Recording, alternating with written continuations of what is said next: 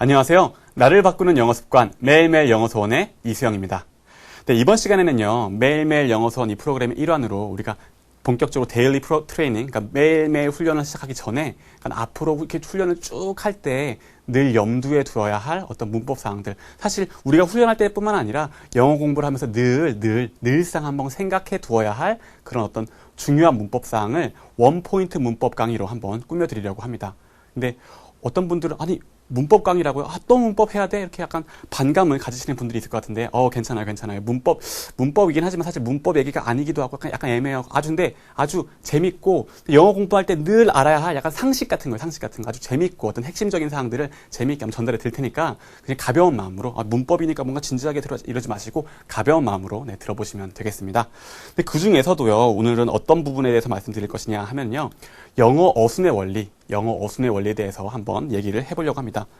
우리 일반적으로 한글과 영어가 어순이 다르다라는 사실은 모두 알고 있어요. 모두 알고 있는데, 근데 왜 다른지, 또 그래서 어떻게 다른지 이거에 대해서는 아주 민감하게 생각하는 분들이 별로 없어요. 그래서 그런 부분들에서 한번 얘기를 해볼게요. 근데 사실 영어가 지금과 같은 어순을 가진 데는 아주 명백한 이유가 있습니다. 아주 정말 타당한 이유. 그리고 이게 영어가 만들어진 원리이기도 하고, 영어를 지배하고 있는 패러다임이기도 해요. 그런 원리가 있어요. 그런 원리. 들어보신 적 있으세요? 그런 원리가 있습니다. 근데 그 어떤 원리냐 하면요. 그 원리가 어디서 왔냐면요.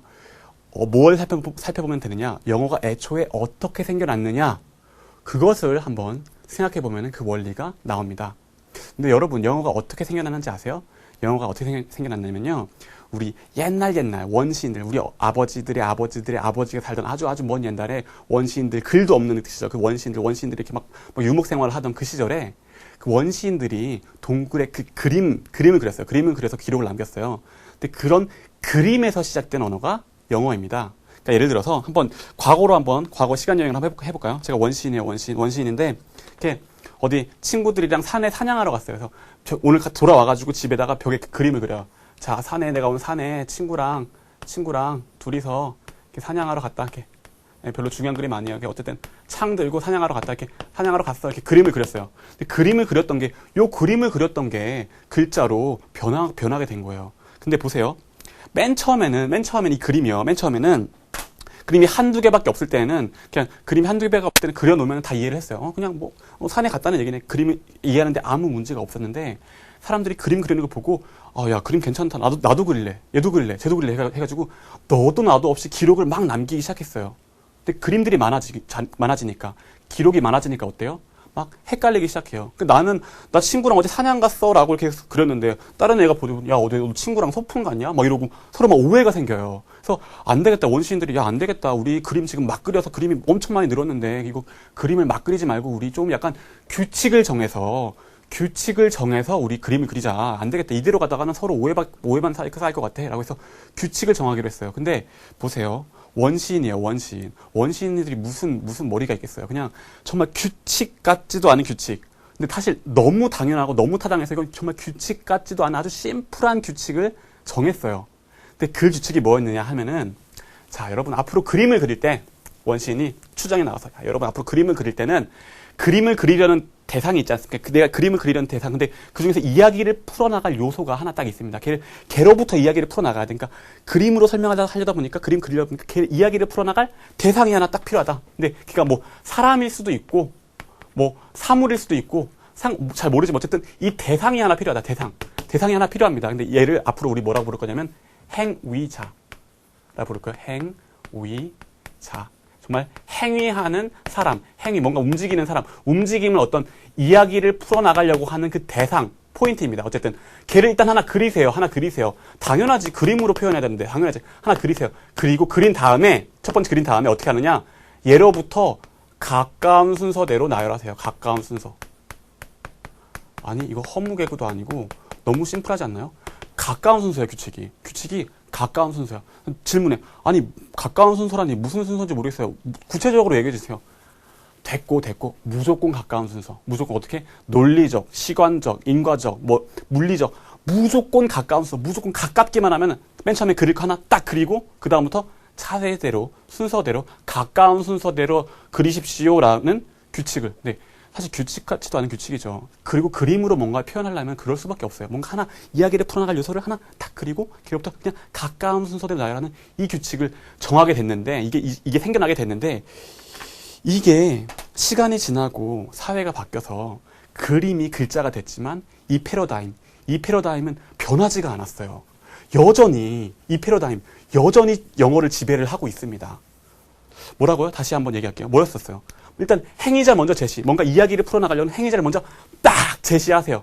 제시한 다음에 어떻게 한다? 걔로부터 어떻게? 가까운 순서대로. 행위자를 먼저 제시 딱 던져놓고 걔로부터 뭐 가까운 순서대로 나열한다. 이게 영어를 지배하는 여전히 영어를 지배하는 가장 기본적인 원리가 됐어요. 여러분, 제가 오늘 이 시간에 뭐 알아본다고 했죠? 영어 어순의 원리를 알아본댔어요. 그 원리가 어떤 원리냐? 이 원리입니다. 이 원리. 자, 그럼 실제로 문장을 가지고 한번 살펴볼까요? 근데 문장을 보기 전에 그냥 그림 위에서 시작됐으니까 그림을 한번 먼저 그려봅시다. 그림을. 여기 사람이 있어요. 사람이 이렇게 있어요. 사람이 있는데 이 사람이 어떤 뭔가를 해요. 뭔가 하는데 여기 나무가 있고 이 사람이 여기 있는 사과를 이렇게 땁니다. 사과를 땁니다. 이런 그림이 있다고 한번 생각을 해보세요. 이 그림. 근데 이 그림을, 이 사람, 그럼 하나씩 보십시다. 이 사람의 이름이 스티브예요. 스티브. 그리고 사과는 뭐예요? 사과 애플이죠. 다 알죠? 애플인데 애플 적읍시다. 그러면 애플인데 여러 개니까 그냥 apples라고 합시다. 그리고 나무 뭐예요? 나무니까 a tree. 그죠? a tree. 그리고 이렇게 따는 동작, 이 따는 거 뭐라고 할까요? 그냥 간단하게 pick 할까요? pick. 짚는 거? pick. 좋아요. 근데 얘를 그림이 있어요. 그림이 해당하는 글자도 지금은 글자 문명 사회니까 글자가 있지만 얘를 가지고 한번 보세요. 얘를 가지고 영어로 한번 나타낸다고 생각을 해보세요. 근데 우리말로 생각을 해보면은 스티브가 나무에서 사과를 땄습니다. 이렇게 가는데 그게 아니라 어떻게 순수하게 그림 입장에서 어떻게 한다? 행위자 먼저 잡으세요. 행위자. 근데 이 중에서 누구 잡을까요? 사과 잡을까요? 나무 잡을까요? 스티브 잡을까요? 스티브로 잡을까요? 얘를 행위자로 잡을까요? 오케이. 스티브, 얘를 행위자로 잡읍시다. 딱 잡았어요. 스티브 잡어. 행위자 먼저 제시해야 된댔죠? 제시해. 스티브 나왔네요.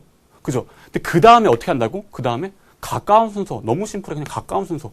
근데 뭐가 가까워요? 아니, 뭐가 가까워? 무조건 가까운 거. 보지도 않고 그냥 무조건 가까운 거. 얘로부터는 가까운 거. 뭐가 있어요? 우리나라 말은 스티브가 나무에서 사과를 인데 나무가 가까워요? 아니죠. 스티브 나왔으면 뭐예요? 얘가 하는 행동이 지금 보세요. 가까운 순서. 행동이 가깝네. 행동이 가깝네? 무조건 가까운 순서라고? 오케이, 그래. 행동 던지자, 행동 던지세요 해서 picked. 과거로 쓸게요. 스티브 나오고 행위자 나오고 그 다음에 pick. 행동 나왔네요. pick. 잡았어요. 그 다음에 계속 가요. 그냥 행위자 나오고 행동 나오고 그냥 가까운 순서로 계속 가는 거예요. 계속 가다 보면 누구 나와요? 사과 나오네. 사과 나오네. 그럼 스티브가 픽한 다음에 그냥 사과 써요. apples. pick apples. 그 다음에 사과 나온 다음에 어때요? 또 계속 가요. 계속 가니까 뭐야?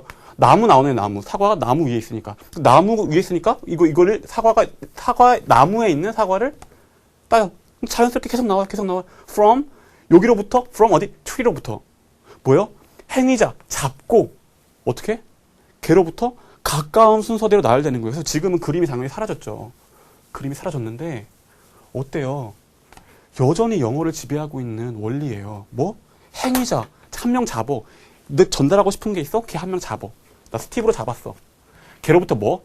가까운 순서. 상관없어. 무조건 가까운 순서로 차근차근 나열해. 차근차근.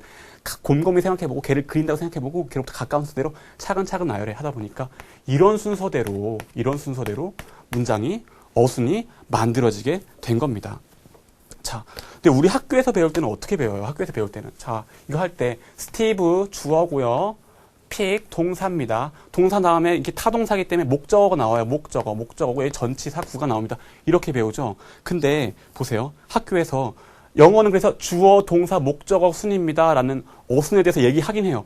영어는 주어, 동사, 목적어 순입니다. 라고 얘기해요. 근데 선생님한테 질문해 보세요. 선생님, 왜 영어는 주어, 동사, 목적어 순인가요? 선생님 뭐라고 대답하세요?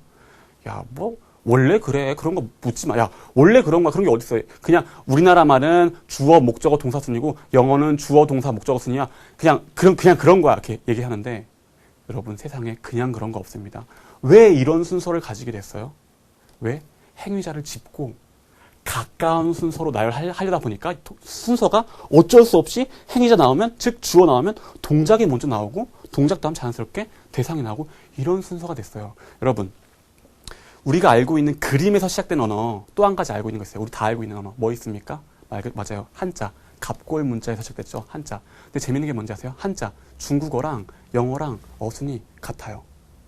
우리나라 말, 한글은 어떠냐? 사실 한글은 영어랑 중국말은 그림에서 시작돼서 그 패러다임이 가지고 있는데 우리나라 말은 그 소리에서 시작된 언어야. 소리에서 시작된 언어가 나중에 태종대왕님이 한글을 창제하셨어요. 그래서 소리가 먼저 있었고 나중에 글자를 이렇게 입혔거든요. 근데 그래서 약간 조사나 어미 위주로 스티브 가, 사과를, 땀미다 이런 식으로 그 어미와 조사 위주로 어떤 생각을 조립해요. 그리고 우리나라 말처럼 소리 기반으로 시작한 언어가 또 있어요. 어느 언어가 있냐? 일본어 있어요. 재밌는 사실 하나. 우리나라 말과 일본어와 어순이 같습니다. 우리나라 말과 영어는 시작 자체가 완전 달라요. 완전 다르고 그림에서 시작됐어요. 그럼 이해하려면 어떻게 해야 돼요? 그림에서 시작된 그 패러다임대로 이해를 해야 돼요. 그 패러다임대로. 학교에서 이런 식으로 끊어 읽는 거는 물론 좋아요. 물론 좋은데 앞으로 우린 이렇게 하지 않을 거예요. 앞으로 우리 트레이닝 할 때 이렇게 하지 않을 거예요. 어떻게 할 거다? 행위자 잡고, 자, 행위자 잡으세요. 잡고 동작을 합니다. 동작을 하고 동작하고 끝나면 동작에서 끝나는 거고 대상 나오죠. 자세한 얘기 붙여주세요. 이런 식으로 착착착착 행위자 잡은 걸로부터 붙여나가는 그런 방식으로 리딩을 해나갈 거예요. 이게 굉장히 이렇게 잘라서 하는 거랑 굉장히 작은 차이로 보이지만 나중에 되면은 굉장히 큰 차이로 돌아와요. 특히 말하기 할 때. 여러분 말하기 할 때, 자, 내가 이걸 스티브가 사과를 땁니다. 이걸 말하고 싶어. 자, 이거 이게 주어고 동사고 목적어니까 배열을 해야지 이렇게 하면서 자, 이렇게 해서 말하기 하세요? 아니죠. 순간적으로 생각해서 바로 영어로 나와야 되죠. 근데 그러려면 어떻게 해야 돼요? 상황을 그려. 거기서 행위자 잡어. 걔를 일단 던져. 그 다음에 상황에서 착착착착 하면서 같은 방식으로 말하기도 돼야 돼요.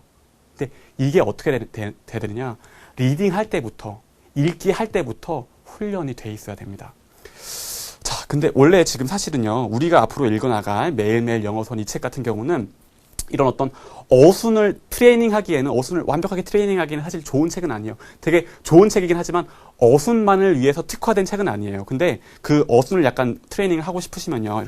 이런 책들, 어떤 쉬운 소설들, 이거 같은 경우는 하이스쿨 뮤지컬 뉴욕타임즈 베스트셀러 1위의 책이고요. 이 책은 세라 플래넨톨, 뉴베리 수상작, 뉴베리상을 받은 책인데요. 제가 그 강의하고 있는 책이기도 해요. 근데 이런 약간 쉬운 소설, 그러니까 쉬운 소설이 왜 좋으냐면요. 쉬운 원서가 중간에 행위를 묘사하는 부분들이 굉장히 많아요. 그러니까 행동을 묘사하는 부분들이. 그래서 이렇게 자연스럽게 그림을 그릴 수 있는 부분들이 굉장히 많아요. 근데 그런 부분들 가지고 트레이닝을 하시면은 어떤 영어 어순대로, 이 방식대로 학교에서 받듯이 끊는 대로가 아니라 행위자 잡고 확장시켜 나가는 방식대로 트레이닝 하기가 굉장히 좋아요. 근데 사실 이 책도 지금 우리 같이 할 것도 당연히 영어기 때문에 거기에 특화되진 않았지만 아주 좋은 책이긴 합니다. 그러니까 일단은 이 부분에 대해서 좀 더 자세히 알고 싶다 하면 강의를 참고하시거나 이런 책들 참고하고 해보시면 될 것 같고요. 우리 트레이닝 할 때는 어쨌든 앞으로 어떻게 할 거다? 끊어서 이렇게 하는 게 아니라 행위자 잡고 걔로부터 차근차근 늘어나는 방식으로 앞으로 리딩을 할 거다라는 부분 알고 알아두시면 되겠습니다. 일단 오늘 정리 뭡니까? 영어를 지배하는 기본적인 원칙, 또 영어 어순의 기본적인 원리 뭐였습니까? 영어는 그림에서 시작됐다. 그러다 보니까 그림에서 어떤 이야기를 풀어나가는 어떤 패러다임이 영어에도 그대로 살아있다. 그게 어떤 패러다임? 행위자 던지고 제시하고 가까운 순서대로 착착착착 나야 되는 어떤 방식이다. 이거를 앞으로 꼭 잊지 마시고 늘 기억하도록 하시면 됩니다. 영어는 그림에서 시작됐다. 이거 읽기 힘들잖아요. 그것만 상식적으로 알아두시면 되겠습니다. 이거 가지고 앞으로 얘기 계속 해나갈게요. 그럼 일단은 원포인트 강의 이것으로 마치고 다음 강의에서 또 만나도록 하겠습니다. 감사합니다.